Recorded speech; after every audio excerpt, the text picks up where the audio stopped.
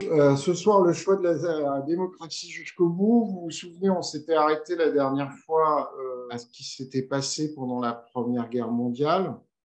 Et donc là, on va être surtout dans la période d'entre-deux-guerres où, on va dire, l'identité du socialisme français va continuer à se construire. On va quand même commencer pendant la guerre, puisque effectivement, après la mort de Jaurès, les socialistes rentrent dans les premiers gouvernements d'Union sacrée.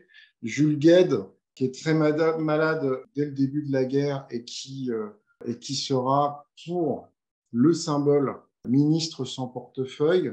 Marcel Samba, qui va être ministre du ravitaillement, et Albert Thomas, qui va être secrétaire d'État ou sous-secrétaire d'État. Albert Thomas, effectivement, est un socialiste, mais c'est surtout un des principaux responsables de la CGT de l'époque. On a vraiment ce qu'on a appelé ce grand mouvement d'union nationale ou d'union sacrée pour la défense du pays avec le début de la Première Guerre mondiale, qui n'est pas sans poser de problème. Et très rapidement, on va avoir des débats violents au sein de la SFIO sur le fait qu'on n'aurait évidemment pas dû s'engager dans la Première Guerre mondiale, que les socialistes français et européens ont échoué à empêcher la guerre. Et donc, dès le départ, il va falloir, va y avoir le débat de savoir si on continue l'union sacrée ou pas.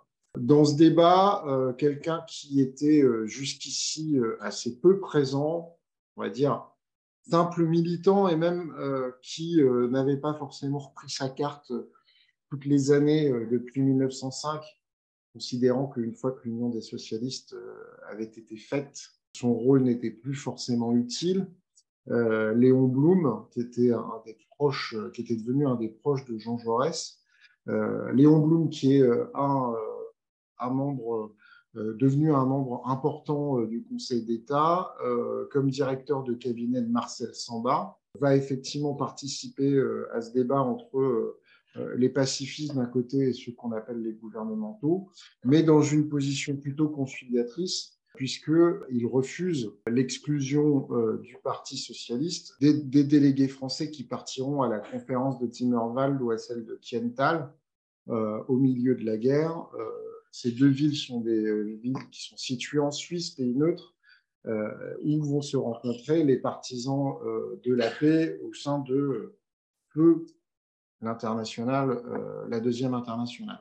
Effectivement, ceux qui sont plus engagés pour une théorie de l'union sacrée et de la défense nationale jusqu'au boutiste réclament leur exclusion. Ce qui va finir par emporter, je dirais, la rupture de l'union sacrée pour la SFIO et pour le socialiste français sont effectivement les mutineries de 1917, le fait que la stratégie militaire française connaît quand même de nombreux ratés, et la SFIO va finir par sortir de l'union sacrée. On parle de la révolution russe de février 1917. Alors en fait, elle commence le 8 mars dans le calendrier grégorien, qui est le nôtre. Quand on parle de février, de la révolution de février ou la révolution d'octobre en Russie, c'est sur le calendrier julien.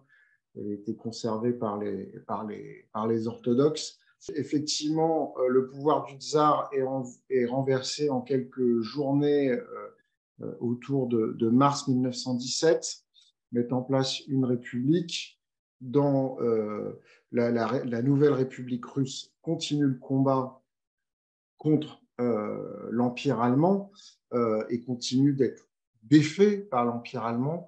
Et l'une des raisons, on va dire, du putsch de novembre 1917 des bolcheviks, c'est de profiter de ces débâcles multiples qui n'ont pas que des conséquences sur l'armée, mais qui ont des conséquences y compris sur le moral des Russes et sur le fait que les Russes voient leur situation, leurs conditions de vie au quotidien se dégrader terriblement sans avoir de perspective de voir la guerre s'arrêter et de voir la guerre s'arrêter dans de bonnes conditions pour la Russie. Il y a le renversement de la révolution russe de février par la révolution bolchevique de novembre 1917. Et finalement, dans cette ambiance, on va dire, de révolution internationale, en octobre 1918, donc juste avant l'armistice, c'est la tendance qui est opposée à la guerre et qui est menée par Jean Longuet. Jean Longuet, c'est le petit-fils de Karl Marx. Jean Longuet, Marcel Cachin et Ludovic Frossard qui s'imposent au sein de la SFIO et qui vont adopter une position, en tout cas Jean Longuet, assez intéressante, c'est qu'ils vont faire pendant plusieurs mois la tentative de construire une nouvelle internationale qu'on va appeler l'internationale 2,5, qui effectivement ne veut plus avoir affaire au mou du genou ou au traître, excusez-moi l'expression, parce que c'est un peu ça qui est dans la tête des gens, c'est-à-dire que la direction du Parti social-démocrate allemand qui a voté les crédits de guerre, qui a assumé le fait de participer à l'État, etc., d'un côté, et puis tout un tas de partis, dont notamment le Parti social-démocrate autrichien et quelques autres, qui ne veulent pas choisir entre d'un côté la social-démocratie qui abandonne la révolution et de fortes transformations sociales, et de l'autre côté, l'expérience bolchevique sur laquelle on reviendra. Néanmoins, dans cette ambiance-là, un an après l'armistice, la SFIO perd les élections de novembre 1919, alors qu'elle voit ses suffrages augmenter. Ce qui s'est passé, c'est qu'en fait, les radicaux et la droite ont uni leurs suffrages pour, quand il y avait l'occasion, flinguer les candidats socialistes. Donc, on a ce qu'on a appelé une chambre bleu horizon. Bleu horizon, c'est pas parce que le bleu horizon, c'est la couleur de la droite, mais c'est la couleur qui est apparue le jour de la première réunion de cette nouvelle chambre des députés, puisque ils étaient quasiment tous anciens combattants. Ils sont arrivés en uniforme dans l'hémicycle du Palais Bourbon. Les nouveaux adhérents, parce que en fait, la SFIO, au sortir de la guerre, c'est un parti qui est plein de nouveaux adhérents. Il est plein de nouveaux adhérents, tout simplement parce qu'il y a une bonne partie des adhérents du Parti socialiste de la SFIO d'avant-guerre qui ne sont plus là. Ils ont été tués à la guerre. Ces nouveaux adhérents socialistes sont plus radicaux, se sont forgés dans le combat pour la paix et contre la guerre, et bien entendu, beaucoup d'entre eux sont beaucoup plus sensibles à l'espoir révolutionnaire qui s'élevait à l'Est. Dans ces conditions-là, Ludovic Frossard, qui est le secrétaire général de la SFIO, et Marcel Cachin, qui est le directeur de l'Humanité, sont envoyés à Moscou pour discuter avec le parti bolchevique des conditions d'adhésion à la Troisième Internationale qui est proposée par Lénine et Trotsky. Ils en reviennent avec les 21 conditions. Je ne vais pas vous en faire la liste, vous en verrez ça dans le dossier annexe, on va dire. Mais grosso modo, c'est l'autorité absolue de l'international, c'est dégager tous ceux qui ont pu soutenir des positions gouvernementales, c'est la mise en place d'une direction clandestine, c'est la mise en place du centralisme démocratique, c'est-à-dire une fois qu'il y a le congrès, il y a le chef qui est désigné et puis c'est le chef ensuite qui détermine qui dirige en dessous à tous les niveaux, etc. Les 2/3 des mandats au congrès de Tours qui se déroulent autour de Noël 1920. Alors, pourquoi Noël 1920? Tout simplement parce que c'est là où il y a des jours de congé. Hein. Je vous rappelle qu'à l'époque, il n'y a pas encore eu les congés payés. Donc, on se réunit au maximum là où il y a des jours de congé pour que les délégués puissent rejoindre, puis ensuite puissent participer au congrès.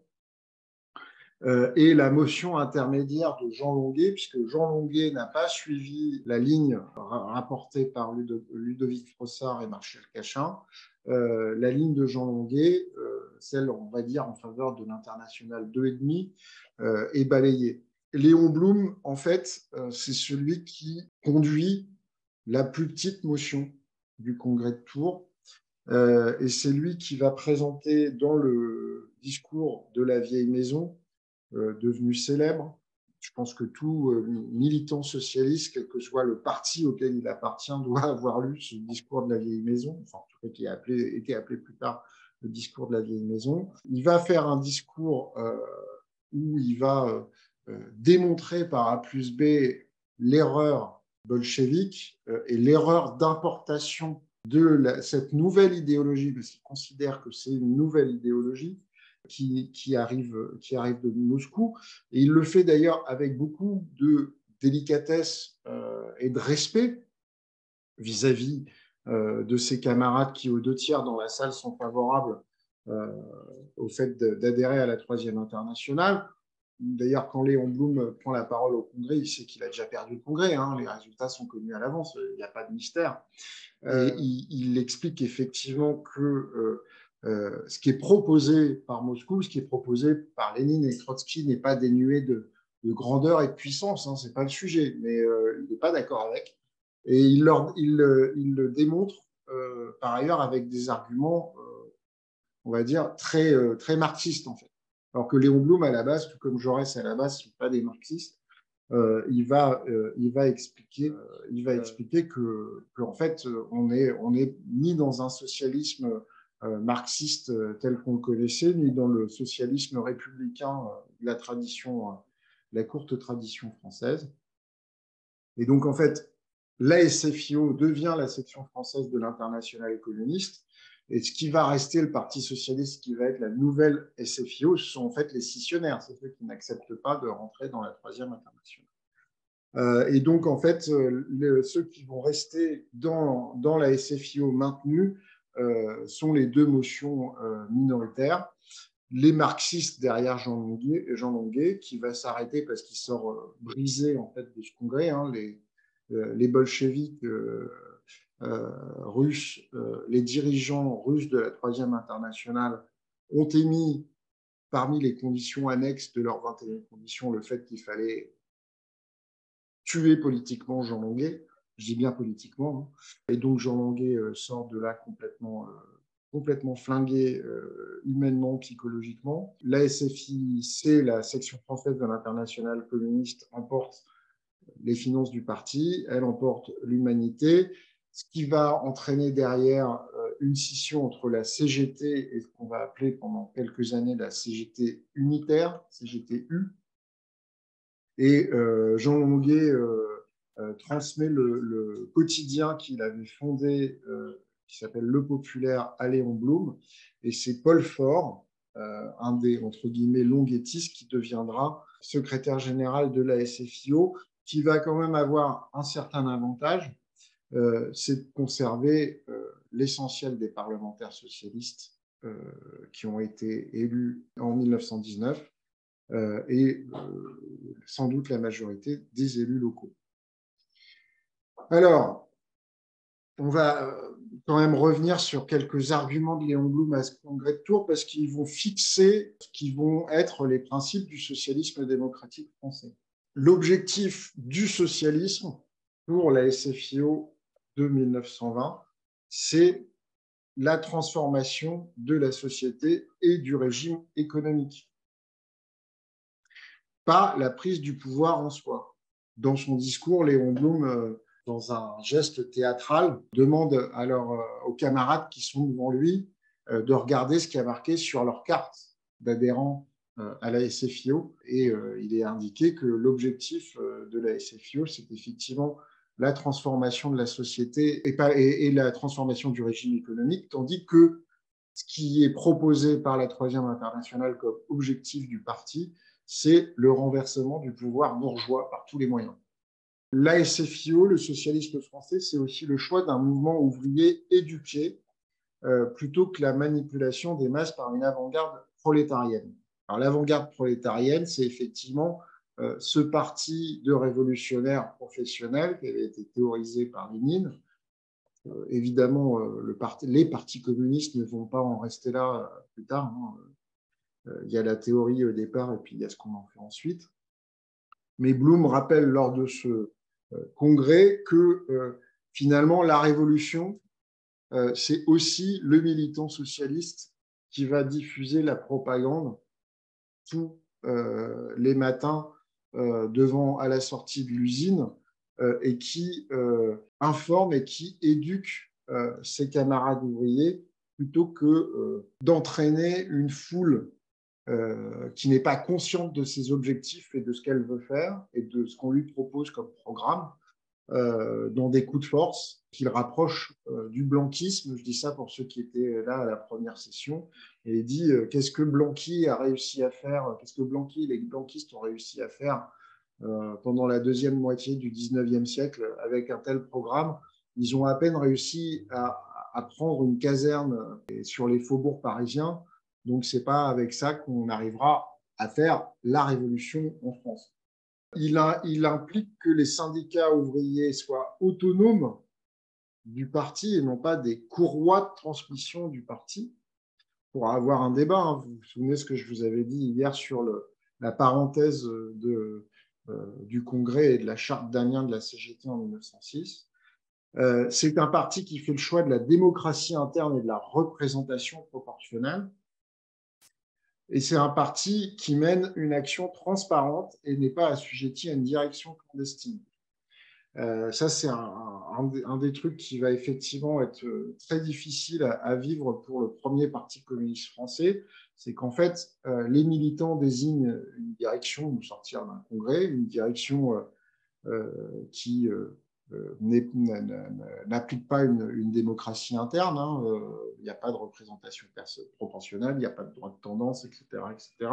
Mais surtout, la direction qui est désignée par les militants n'est pas la vraie direction du parti. Il y a un groupe qui prend réellement les décisions du parti et qui est désigné en fait par le comité dirigeant de la Troisième Internationale. Et donc, un parti politique, en tout cas un parti socialiste français, ne peut que, lui, être transparent, c'est-à-dire être connu de son public et de ses militants, avec des chefs dont on sait que ce sont eux qui prennent les décisions en liaison avec ce qui a été décidé dans un congrès, et avec un programme qui est sincèrement affiché et qui ne cache pas d'objectifs. Alors, tout ça peut vous paraître un peu complotiste dans la formulation que je peux en faire et au regard de ce qu'on vit maintenant depuis quelques années, mais c'était vraiment des éléments du débat de l'époque.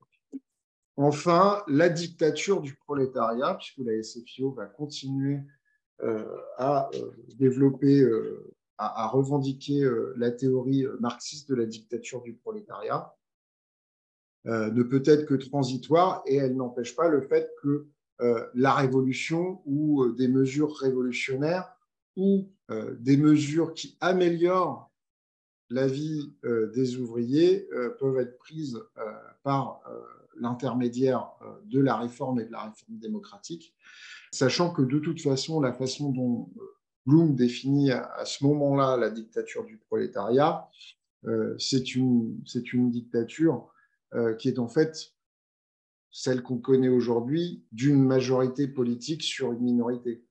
C'est comme ça en fait que c'est défini par Blum. Donc voilà.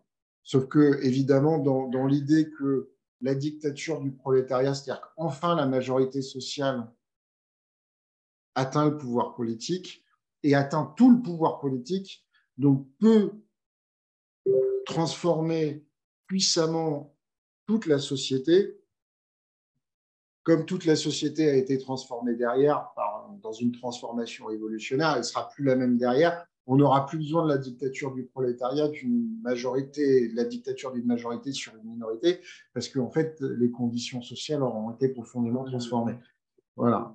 Alors, reconstruction de la SFIO.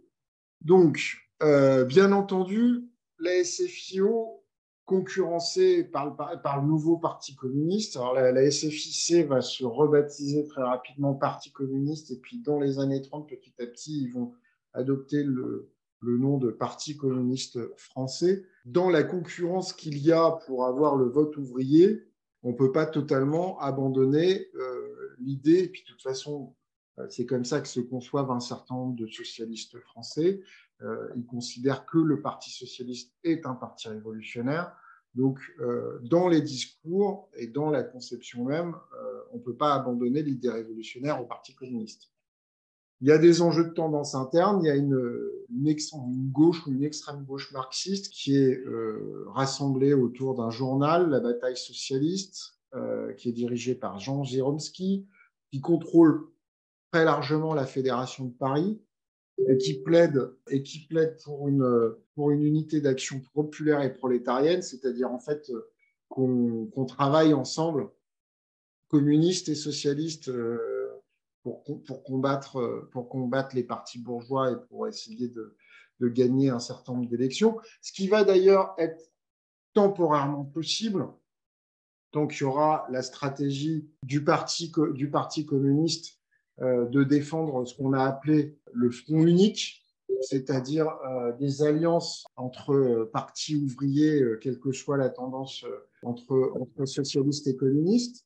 Cette stratégie du front unique ne sera plus possible une fois que Staline aura pris totalement les rênes du Parti communiste d'Union soviétique et de l'Internationale communiste. Une fois que Staline, dès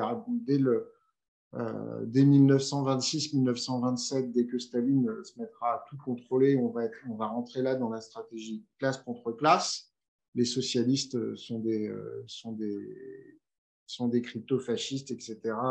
Ils sont complices des bourgeois, gna, gna, gna.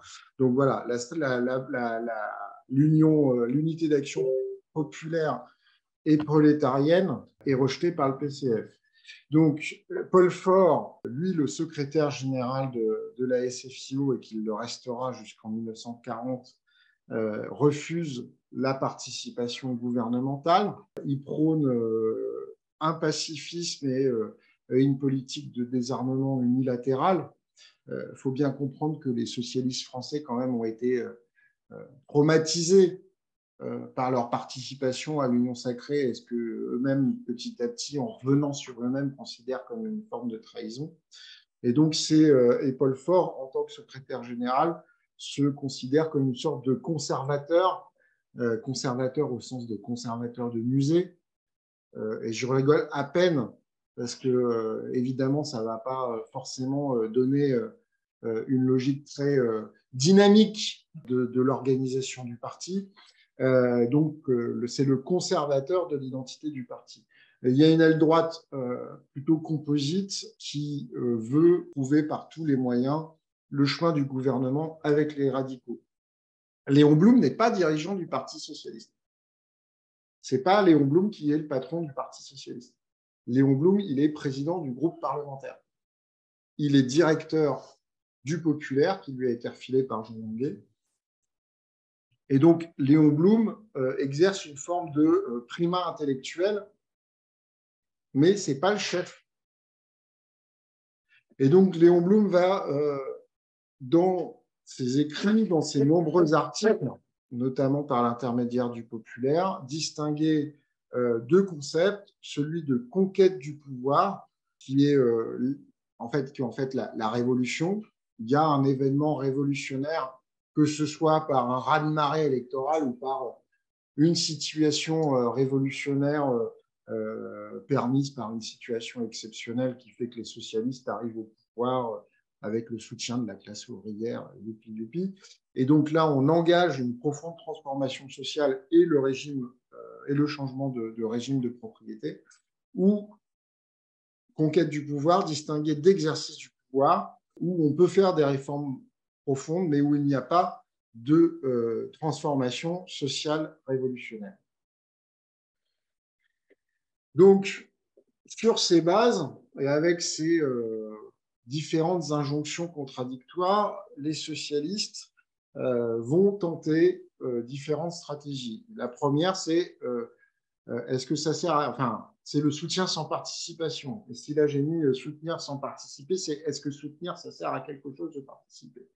Donc, en 1924-1925, il y a une forme de première alliance avec les radicaux et où, grosso modo, les socialistes proposent de soutenir le cartel des gauches derrière les radicaux, dirigé par Édouard Herriot, qui est le patron du Parti radical. Édouard Herriot, en 1924, devient président du Conseil. Les socialistes le soutiennent pendant un an. Ça va être une expérience très décevante parce que le Canard enchaîné va traduire cela, alors dans les mots de l'époque, vous m'excuserez, il considère que le programme d'Édouard Herriot est une jeune femme, et ils disent « Monsieur Herriot a tellement respecté son programme qu'il n'y a pas même touché ». Voilà, donc c'est le langage de l'époque, hein. Je ne mettrai pas ça dans la bouche, c'est pas très MeToo, on va dire. Et donc, grosso merdo, Édouard Herriot n'applique pas son programme. Donc, la gauche socialiste est furieuse. Alors, non seulement c'est un droitier, mais en plus, le mec, il ne fait pas la moitié de ce qu'on lui a demandé et ce qu'il avait promis. Et la droite du parti n'est pas contente puisque on a soutenu les radicaux et en plus, on n'était pas au gouvernement. Alors que nous, ce qu'on veut, c'est devenir ministre, secrétaire d'État, sous-secrétaire d'État. Merde. Bref. Néanmoins, petit à petit, la SFIO se requinque, d'autant que le Parti communiste français, entre 1923 et 1930, va connaître beaucoup de luttes internes très violentes qui sont en grande partie liées aux luttes qui existent au sein de la Troisième Internationale entre trotskistes et staliniens.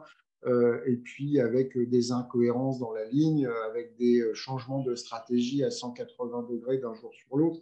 Le Parti communiste a quelques difficultés pour paraître un peu crédible vis-à-vis de l'électorat et même de l'électorat ouvrier. Et donc la SFIO progresse petit à petit. De nombreux communistes reviennent au parti et la SFIO atteint 135 000 adhérents en mai 1931. On arrive en 1932 avec de nouvelles élections.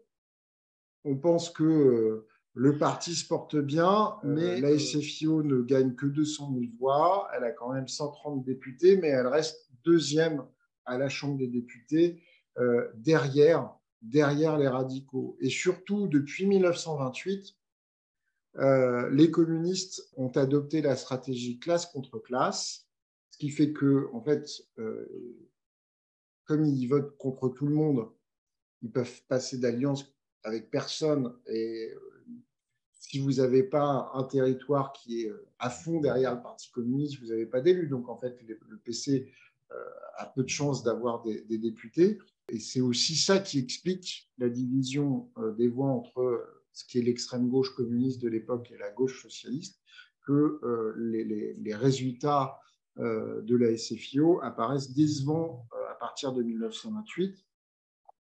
Léon Blum lui-même en fera les frais, puisqu'il sera battu à Paris à cause de la présence du candidat communiste dans sa circonscription contre lui, qui est, si je me souviens bien, Jacques Duclos. Et donc, il devra partir un an plus tard. Il devra, pour lui, il se dit, bah, ça y est, c'est terminé, mon boulot est terminé, je vais passer la main. C'est triste, mais c'est comme ça. Mais les camarades socialistes lui disent, écoute, à Narbonne, on a un député socialiste qui est mort. Les camarades t'appellent. Viens à Narbonne et fais-toi élire député dans l'élection partielle. Il part à Narbonne et vous voyez ce petit Parisien tout fluet qui se retrouve à faire le tour des caves coopératives, à serrer la main des paysans vignerons et des ouvriers de l'Aude. C'est un spectacle assez contrasté, mais finalement, il est adopté et je crois qu'il a vraiment beaucoup bossé sur place là-bas. Donc en 1929, il revient à la Chambre des députés. En 1932, on ne trouve pas de possibilité d'accord gouvernemental avec les radicaux, alors que la gauche était héroïquement majoritaire à la Chambre des députés. Et Édouard Herriot, qui s'appuie sur son groupe parlementaire, qui est le premier de la Chambre des députés, préférera faire alliance avec la droite. Donc les socialistes n'ont pas conquis le droit à l'exercice du pouvoir. Ça va créer énormément de frustration et ça va déboucher sur ce qu'on a appelé la crise des néos. Qui sont les néos? Les néos sont les néo-socialistes. Et la crise éclate au congrès de la Mutualité le 14 juillet 1933. entre les néo-socialistes regroupent une partie de l'ancienne droite du parti et des gens qui ont pu être proches de Léon Blum, comme Marcel Déat, et ensemble, ils en dénoncent la pusillanimité. C'est-à-dire que, grosso modo, il explique que, bon, Léon, il est bien gentil, mais en fait, il fait tout pour qu'on n'accède pas au pouvoir et il le fait exprès. Et d'ailleurs, d'une certaine manière, dans un certain nombre d'écrits, Léon Blum leur donne raison. C'est-à-dire qu'il a écrit que pendant des années, il a tout fait pour écarter son parti et ses camarades de l'exercice du pouvoir. Lui qui l'a exercé comme directeur de cabinet dans un ministère important avec Marcel Samba, je vous disais tout à l'heure, c'était le ministère du ravitaillement. Pendant la Première Guerre mondiale, vous imaginez à quel point le ravitaillement était important. Ils ont mis en place, de fait, une sorte d'économie administrée. C'est là-bas que c'était géré en réalité. Donc, Léon Blum sait ce que c'est l'exercice du pouvoir et considère que ses camarades ne sont absolument pas prêts à l'exercer. Donc, pas prêts parce qu'ils n'en ont pas les compétences et pas prêts parce que l'exercice du pouvoir sera trop difficile et ça conduira forcément à l'explosion du parti. Et donc, Léon Blum, dans un certain nombre de ses écrits, avoue et assume clairement l'idée d'écarter ses camarades du pouvoir et son parti du pouvoir pour le préserver. Forcément, il y en a qui ne sont pas du tout contents. Et Marcel Déat, au congrès de juillet 1933, présente un programme de rupture vaguement inspiré du planisme de Henri Demand, ce qui fait que, à cause de ce qui va se passer à ce congrès et de cette crise politique au sein de la SFIO, on mettra de côté totalement la discussion autour du planisme, alors qu'il y avait des choses intéressantes dedans, mais comme ça a été l'objet d'un gros pataquès, en général, c'est là qu'on met le mouchoir dessus pour plus qu'on en parle.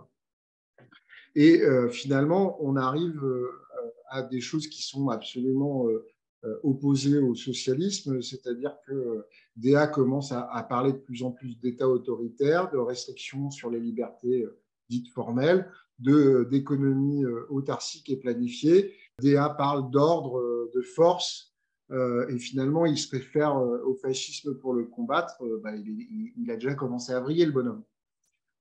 Donc, le Congrès vote un texte contre les néos, mais ne les exclut pas. Le culte de l'unité du parti, on ne peut pas se taper un congrès de Tours tous les 10 ans, c'est pas possible, camarades, voilà. Et donc, une crise parlementaire quelques mois plus tard va aboutir à ce que Paul Faure et Léon Blum ont tenté d'éviter au congrès de juillet 1933. 28 députés, 7 sénateurs et 20 000 adhérents partent en dissidence dans un parti qui va s'appeler le Parti socialiste de France ou l'Union socialiste républicaine et qui parfois s'appellera même l'Union Jean Jaurès. Voilà. Jean Jaurès a dû de temps en temps se retourner dans sa tombe, sachant que, bon, je vous rappelle où a terminé Marcel Déat. Il créera le Rassemblement national populaire en 1940, il rejoindra la Révolution nationale et il finira avec un discours réellement fasciste et un soutien officiel à l'Allemagne nazie. Voilà. Alors, le Rassemblement populaire, parce que c'est le vrai nom du Front populaire. Au départ, la coalition s'appelle Rassemblement populaire. Staline opère un renversement stratégique dès 1934. Après une période de tension au début des années 20, entre 1818 et 1922, entre l'Allemagne qui se reconstruit et qui essaie de construire sa démocratie après la guerre, une période de tension entre la Nouvelle-Allemagne et l'Union soviétique. En fait, l'Allemagne et la Russie se sont plus ou moins rapprochées. On fait en sorte, en tout cas, d'avoir de bonnes relations et de ne pas se menacer l'une l'autre. Ça change complètement avec l'accession au pouvoir d'Hitler. Et donc, Staline se rend compte que sa stratégie classe contre classe a totalement échoué en Allemagne et qu'il faut, avec le pouvoir qui se lève en Allemagne, se donner des garanties et avoir des alliés à l'Ouest qui sont prêts à avoir des dépenses militaires et avoir des armées qui sont capables de faire face à la menace. C'est ça qui motive du changement de stratégie de Staline et qui fait appliquer dans toute l'internationale communiste. Donc, forcément, le Parti communiste français va également changer de stratégie, puisque c'est comme ça que ça marche à l'époque.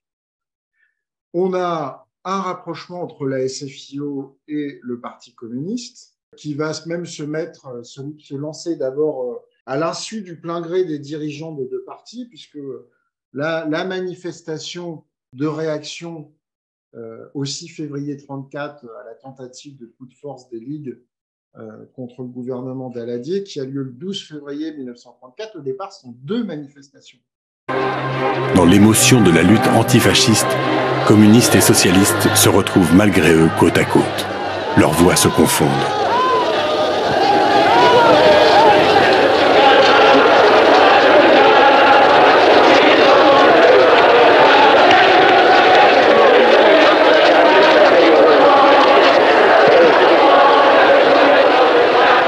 Léon Blum prend la parole.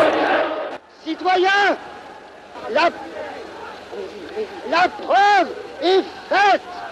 La province soulevée tout entière, Paris rassemblé dans cette manifestation signifie aux hommes du fascisme et du royalisme qu'ils ne passeront pas. La réaction ne passera pas. Vive la République des travailleurs! Vive la liberté! Vive l'unité prolétarienne sans laquelle aucune victoire n'est possible! Vive le peuple ouvrier de Paris! Vous avez une manifestation communiste, une manifestation socialiste.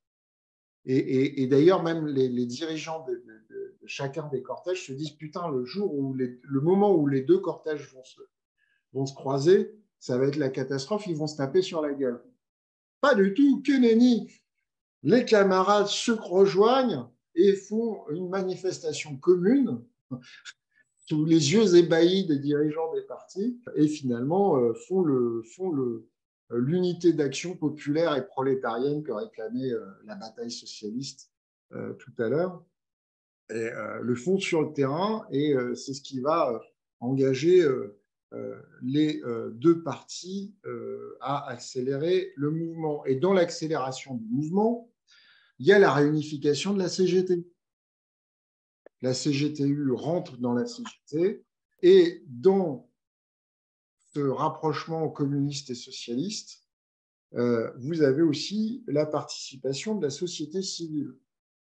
C'est-à-dire que la Ligue des droits de l'homme participe au Rassemblement populaire.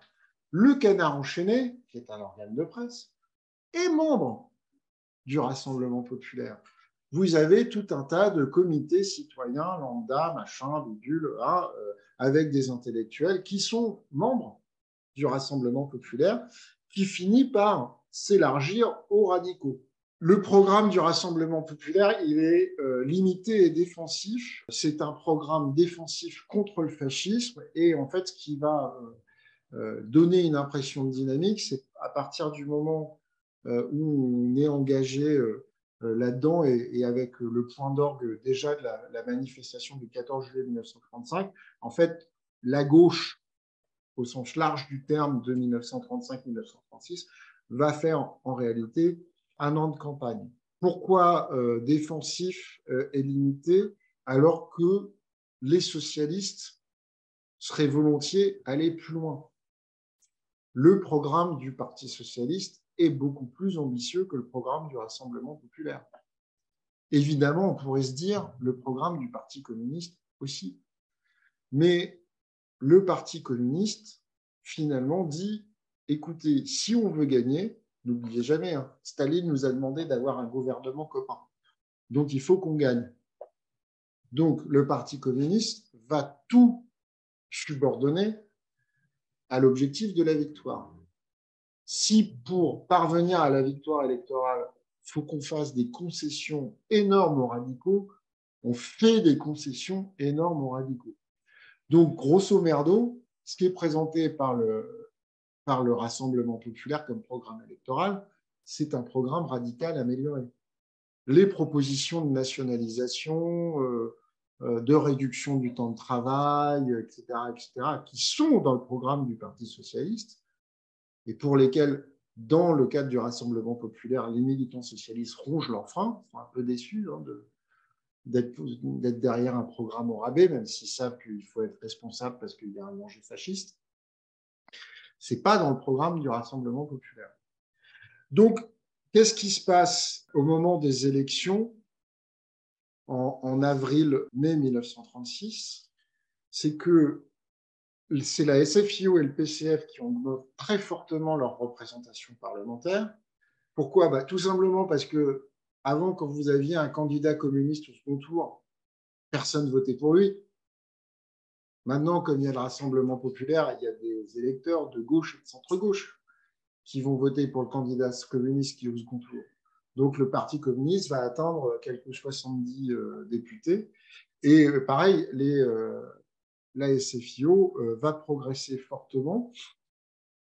Donc, c'est surtout le Rassemblement populaire. Ce n'est pas une explosion des voix de gauche, c'est surtout une réussite de la stratégie de désistement républicain. Même si vous pourrez voir ici ou là des endroits où les radicaux n'ont pas été d'une loyauté absolue électorale au second tour. Mais bon, on va dire que c'est un peu les à côté. Donc, en fait, la répartition électorale, c'est que les radicaux ont perdu des voix qui se sont portées un peu plus sur les socialistes et que les communistes, qui n'étaient pas négligeables avant, mais qui perdaient parce qu'ils avaient leur stratégie stupide de classe contre classe, vont enfin avoir des élus parce qu'au second tour, la gauche vote pour eux. Et donc, c'est un redéploiement interne à la Chambre aux dépens des radicaux et un rééquilibrage à gauche au sein de la Chambre. Le Parti socialiste, le groupe socialiste devient le groupe le plus fort de la Chambre des députés, à l'étonnement général. Léon Blum pariait encore une fois que les radicaux avec le premier groupe et que on dirait à Édouard Herriot ou à je ne sais pas qui de devenir président du Conseil. Mais bon, peut-être que cette fois-ci, les socialistes participent au gouvernement. Non, mince. Ah, j'ai gagné. Faut que j'y aille. C'était pas prévu. Et donc, Léon Blum prend la tête du cabinet du Front populaire. Et Léon Blum, sachant que c'est la première fois qu'on va avoir un dirigeant socialiste pour un gouvernement français, en tout cas un dirigeant socialiste, un dirigeant qui n'a pas été autrefois socialiste et qui n'est plus, là c'est un membre effectif du Parti socialiste qui accède à la tête du gouvernement. Léon Blum va avoir une stratégie de respect absolu des procédures légales pour accéder au pouvoir. Il y a un mois entre l'élection et ce qui doit être la présentation du gouvernement. Léon Blum va prendre le mois. Il se trouve que pendant ce mois se déclenchent les fameuses grèves de 1936 avec occupation d'usines. C'est des grèves totalement nouvelles. Les gens occupent les usines, les gens bichonnent leur outil de production pour que les patrons derrière ne puissent pas leur dire « vous êtes des vandales, vous avez pété l'outil de travail, on va vous le faire payer », etc., etc. Et c'est ça qui crée le rapport de force. Et quand le patronat arrive paniqué dans le bureau de Blum, qui n'est pas encore arrivé au gouvernement, Blum leur dit « non, non, la procédure, c'est qu'il reste tant de semaines, je respecterai la procédure, je ne veux pas qu'on me reproche derrière d'avoir profité d'une situation pour, créer artificiellement une situation révolutionnaire. Il faut se mettre dans la tête de l'époque. Il y a cette distinction entre conquête et exercice du pouvoir. Léon Blum considère que on ne peut faire des transformations économiques et sociales révolutionnaires, une transformation de la société, que s'il y a une situation révolutionnaire. Alors, il y a peut-être des grèves massives dans le pays qui terrorisent les patrons. En même temps, c'est des grèves sympas, parce que les gens font la fête dans les usines sans péter les machines. Voilà, et ils ne cassent pas la gueule des patrons non plus. Mais ce qu'ont prouvé les élections qui viennent de se passer, c'est qu'on n'est pas dans une situation révolutionnaire. Les socialistes et les communistes ne sont pas majoritaires, hégémoniques, tout seuls dans le pays. Donc, Léon Blum ne veut pas qu'on puisse lui reprocher de créer artificiellement une situation révolutionnaire et donc de prendre des libertés avec les procédures institutionnelles habituelles. Donc, il va respecter point par point sur comment tout doit se passer pour qu'on ne lui dise pas, une fois arrivé à la présidence du Conseil, Monsieur Blum, vous avez abusé de la République. Et en fait, ça permet dans le même temps, je ne suis pas sûr que c'était théorisé dans sa tête par Blum, mais ça permet en même temps de faire monter le rapport de force.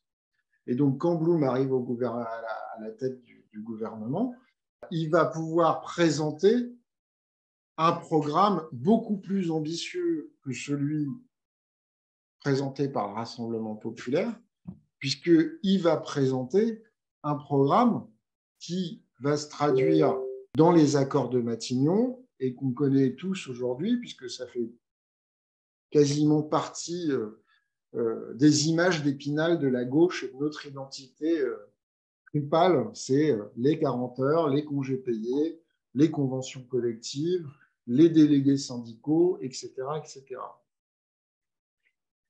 Petit bémol, le Parti communiste refuse de participer au gouvernement. Blum leur avait demandé d'en faire partie. Le Parti communiste se réserve. Prudent. On ne sait jamais, il y aura peut-être une meilleure opportunité plus tard. Bon, rapidement, néanmoins, on va connaître des difficultés économiques et le gouvernement va être confronté à de l'évasion financière. Il va être obligé de dévaluer plusieurs fois ce qui est, à l'époque, le crime de lèse-majesté monétaire et financier absolu. Et je le dis tout à l'heure, je disais qu'on n'avait pas eu le temps, à cause de la crise des néos, d'étudier en France ce qu'était le planisme de Henri Demant. On n'a pas encore vu ce qui se passe, on en a discuté la dernière fois avec David Kella, on n'a pas encore l'application pratique. La doctrine économique s'est mise en place aux États-Unis à partir des théories de Keynes. On ne l'a pas encore en France, ça n'est pas arrivé aux oreilles de tout le monde, donc toutes les histoires sur la dépense publique, etc., relancer l'économie, machin, ça ne fait pas partie du background. Il y a un défaut de pensée économique des socialistes, mais aussi des communistes d'une certaine manière à l'époque. On n'a pas les outils en termes de doctrine économique en réalité. Ni le marxisme, ni le socialisme républicain n'ont de réelle doctrine économique. Je vous fais la différence entre doctrine et théorie qu'on a évoquée la dernière fois avec David Kella.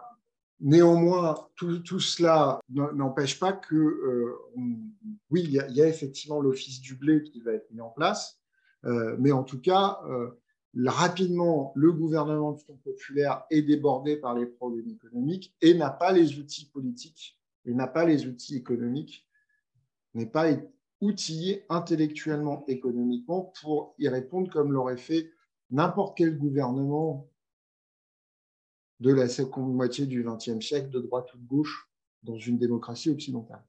Les dangers de guerre augmentent aussi à l'extérieur et ça va accroître les contradictions qui existent entre l'identité antifasciste et l'identité pacifiste de la SFIO. Vous avez une hostilité violente, pas simplement affirmée, mais violente, des radicaux et des Britanniques à l'égard du gouvernement de Frente Popular en Espagne, ce qui va déboucher sur la politique de non-intervention en Espagne. Vous avez, malgré cela, Léon Blum, Vincent Auriol. Alors pourquoi Vincent Auriol? Parce que Vincent Auriol est ministre des Finances, donc c'est lui qui contrôle les douanes. Et Jean Moulin, qui travaille dans un des cabinets ministériels à l'époque, qui vont organiser des livraisons d'armes clandestines à la République espagnole. Mais un, font des livraisons d'armes clandestines, et deux, ce qu'a trouvé Blum et ses petits camarades en arrivant au gouvernement, c'est un état désastreux de l'équipement de l'armée française. Parce que les théories de Pétain et des amis de Pétain, avec la ligne Maginot, tout ça, avec il n'y aura plus jamais de guerre, et puis il ne faut surtout pas d'alliance internationale, tout ça est inutile, machin, c'est aussi passé par, puisqu'on est bien protégé derrière la ligne Maginot, l'entretien et la modernisation de l'armement, ce n'est pas forcément super utile. Donc, non seulement les livraisons d'armes qu'on va faire passer à la République espagnole se font sur un mode clandestin, donc ce n'est pas des livraisons d'armes massives, et puis ce n'est pas une intervention militaire non plus. Une intervention militaire, ça aurait été autrement plus efficace. Quoique, quand je vois les descriptions de l'état de l'armée française à l'époque, je me demande si on ne serait pas pris une tôle. Et puis surtout, ça va durer que quelques mois, avec un matériel de piètre qualité, puisque c'est le matériel qui reste dans les stocks de l'armée française, puisque le gouvernement de Blum va tomber au milieu de l'année 1937. Et donc, Blum va lancer, quasiment dès son arrivée aux affaires en juin 1936, un programme quinquennal de réarmement. Alors que le programme de la SFIO, c'était le désarmement unilatéral. Donc, Blum, au bout d'un moment, a du mal à gérer toutes ces contradictions comme président du Conseil. Il va être plus ou moins lâché par les radicaux assez rapidement. Et donc, je vous l'ai dit, au milieu de l'année 1937, il y a un vote au Sénat qu'il perd. Normalement, un vote au Sénat, ça ne fait pas perdre votre légitimité gouvernementale, mais Léon Blum dit, bon, dans ce cas-là, je démissionne, et puis quelqu'un d'autre va prendre le relais. Et donc, on retombe sur ce qu'on avait avant le Front populaire, c'est-à-dire un président du Conseil radical. Là, ça va être, je crois, celui qui va suivre derrière, c'est Camille Chotan, un des mecs qu'il a plus ou moins trahi au Sénat, radical, avec une orientation politique extrêmement modérée, parfois soutenue par le Parti communiste français, évidemment soutenue par les socialistes, sinon ce serait l'effondrement immédiatement de la majorité de gauche. Quand Camille Chotan est nommé président du Conseil, Maurice Thorez va en délégation pour lui proposer de participer au gouvernement, ce qu'il avait refusé à Léon Blum. Et Camille Chotan se paye le luxe de leur refuser la participation au gouvernement et s'en vante à l'extérieur même. Tout ça ne va pas fonctionner puisque on va retomber dans les petits problèmes de la Troisième République, de cette Troisième République d'entre-deux-guerres où les gouvernements ne tiennent pas. Léon Blum est rappelé comme président du Conseil en 1938. Il demande les pleins pouvoirs financiers pour faire face aux difficultés du pays qui sont évidemment d'ordre financier. La situation économique ne s'est pas améliorée dans le pays, et surtout plein pouvoir financier aussi pour pouvoir poursuivre la politique de réarmement qui demande beaucoup d'argent. La droite et les radicaux du Sénat vont lui refuser la confiance, et là encore, alors que ce n'est pas le Sénat qui devrait faire ou défaire les gouvernements, Blum dit, écoutez, vous êtes gentils, je vois bien que de toute façon, là c'est le Sénat où les radicaux s'allient avec la droite, mais ça veut dire que dans les 2-3 semaines derrière, je me ferai planter un couteau entre les deux omoplates par les radicaux de la Chambre des députés. On va arrêter les frais, je laisse tomber. Donc, vous avez un gouvernement Daladier qui, face aux menaces de guerre, va se ridiculiser à Munich avec les accords de Munich. Je vais revenir juste 30 secondes sur ce qui a été écrit et les conséquences qu'on en tire dans un édito du Populaire par Léon Blum au lendemain des accords de Munich, puisque Léon Blum parle de lâche soulagement. Ça ne veut pas dire qu'il est soulagé par le fait que Daladier revienne avec un accord de merde. Et alors, il y a une histoire qui dit que Daladier est persuadé, quand il décolle de Munich pour rejoindre le Bourget, qu'il va se faire hurler dessus par le peuple français au regard de ce qu'il a signé. Il a signé l'abandon de l'allié tchécoslovaque et de la démocratie tchécoslovaque. Il est persuadé qu'il va se faire alpaguer, même manu militari, par les Français à sa descente de l'avion. À sa descente de l'avion, vous avez une foule en liesse et en délire qui l'accueille comme s'il était le sauveur du monde. Et il aurait dit à ce moment-là, sur l'escalier, sur la rampe d'accès à l'avion, « Oh les cons !» Bon, parce que lui, il savait ce qu'il avait signé. Mais donc, en fait, c'est pareil. Le lâche soulagement de Blum, c'est pas que Blum est soulagé que Daladier revienne avec un accord de merde. C'est qu'en fait, Blum décrit que le fait d'être soulagé est lâche. D'abord parce que ça ne règle rien, ça ne fait que repousser la confrontation qui viendra, et que, au passage, on a baissé notre culotte. Et donc, vous avez d'un côté un camp Blum, Léo Lagrange, Auriol. Léo Lagrange, au demeurant, qui était déjà très belliciste aux yeux de certains, puisque Léo Lagrange était poussé par Blum et ses amis pour être ministre de la Défense en 1936. À la place, on aura Daladier. Et il a été refusé par les communistes et les radicaux au prétexte que Léo Lagrange était pro-antifasciste, quitte à vouloir aller à la confrontation militaire. Donc Blum, Léo Lagrange, Auriol, au sein de la SFIO, animent une majorité, on va dire, anti-munichoise, qui est prêt à défendre un effort de guerre contre les dictatures, le maintien de l'alliance avec l'Union soviétique, tout ça appuyé sur une mobilisation populaire. Paul Faure continue dans son rôle de conservateur de musée socialiste, mais avec vraiment des positions aujourd'hui qui ne sont plus tenables. Le pacifisme intégral, on est prêt à accepter n'importe quoi pourvu qu'il y ait la paix. Le rejet maintenant de l'alliance avec les communistes, puisque les communistes, entre la guerre d'Espagne et Munich, à l'époque, sont devenus, eux, à ce moment-là, sont très anti-munichois parce que ça met en danger l'Union soviétique. Je ne parle pas des électeurs et des militants de base, je parle de la direction du Parti communiste. Et donc, Paul Faure, dans ces cas-là, il est prêt à soutenir le gouvernement de Daladier qui, au passage, au-delà de signer les accords de Munich, est en train de défaire tous les gains sociaux de l'été 36 et du Front populaire. En 1939, Faure est minoritaire au congrès du Parti socialiste, mais Blum refuse de le débarquer. Donc, Paul Faure reste secrétaire général. Donc, vous avez un type qui est minoritaire et qui continue de diriger l'appareil du parti.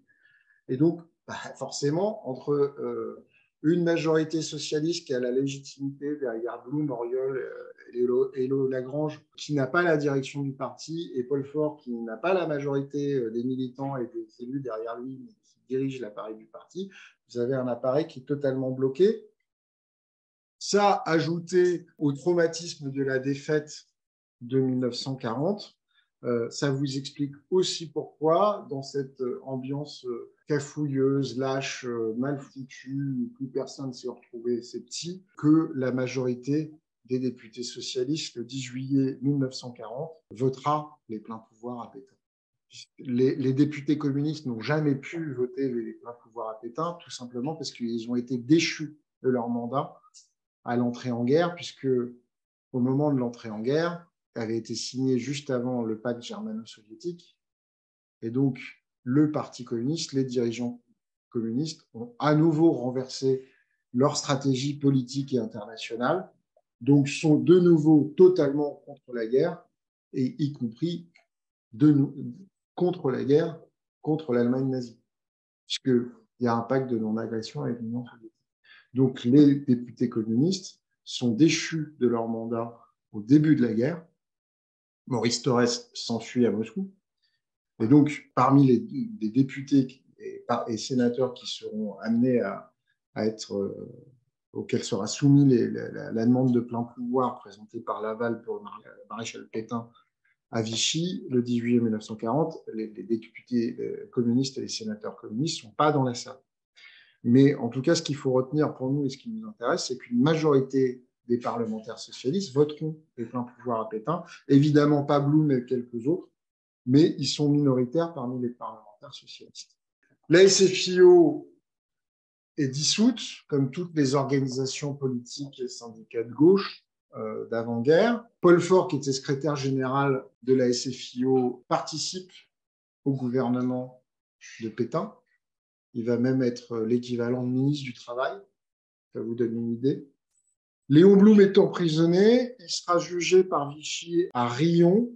Et comme au début du procès, il y a encore, les États-Unis ne sont pas en guerre, et puis qu'il y aura toujours des journalistes internationaux, parce qu'il y a des pays neutres qui couvrent l'actualité. En fait, les Allemands vont demander à Vichy d'arrêter le procès, parce que plus le procès va, plus Blum ridiculise l'accusation et donc le régime de Vichy pendant le procès. La reconstruction socialiste va se faire dans la clandestinité autour de Daniel Mayer, qui est un proche de Léon Blum, et de Gaston Defferre, qui vont fonder les comités d'action socialiste. Ils vont très rapidement être à l'origine d'un certain nombre de réseaux de résistance dans le pays aussi, et vont participer énormément, notamment en zone libre, aux premiers travaux qui permettent de coordonner les mouvements de résistance dans le pays, ce qui facilitera évidemment la tâche à Jean Moulin en zone sud, puis ensuite entre la zone sud et la zone nord. André Philippe, qui est un socialiste, et Pierre Brossolette, qui était journaliste, vont faire le lien avec Charles de Gaulle, sachant que Léon Blum lui-même fait passer des messages, notamment en direction des Américains et des Britanniques, pour dire, écoutez, oui, Charles de Gaulle est un militaire, oui, il a eu son képi de général de brigade juste parce qu'il est devenu sous-secrétaire d'État dans le dernier gouvernement républicain de la Troisième République et qu'il aurait quasiment dû redevenir colonel une fois son rang de sous-secrétaire d'État terminé. Mais c'est pas grave, on a confiance en lui. Non, ce n'est pas un apprenti dictateur. Les socialistes sont prêts à travailler avec lui, etc., etc. Il y a des courriers qui quitteront clandestinement les prisons où était Blum pour être transmis aux alliés anglo-américains par l'intermédiaire des réseaux de Daniel Mayer. Donc, je vous l'avais dit, les socialistes vont être très actifs dans la fondation du mouvement Libération, puis l'armée secrète et ce qu'on appelle les mouvements unifiés de résistance avant la constitution du Conseil national de la résistance. Et ce sont les socialistes avec Daniel Mayer et les différentes personnalités qui appartiennent aux différents mouvements de résistance qui vont, y compris avec le soutien de la CGT, inspirer l'essentiel de ce qui va être le programme du Conseil national de la résistance. Léon Blum va être pris pour être envoyé en Allemagne comme otage à Buchenwald.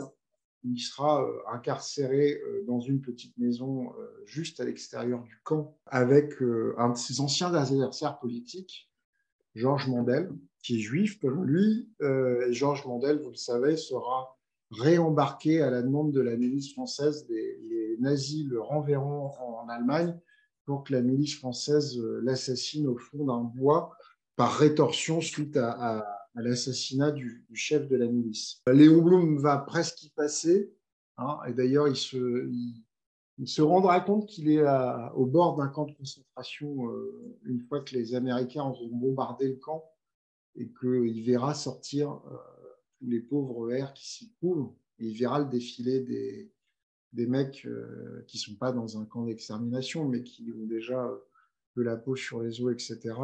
Et Léon Blum reviendra en étant sauvé par les Américains. Les nazis vont essayer d'embarquer, en quittant le camp de Buchenwald, les derniers quelques otages qui leur restent avec eux. Ils vont traverser à peu près toute l'Allemagne.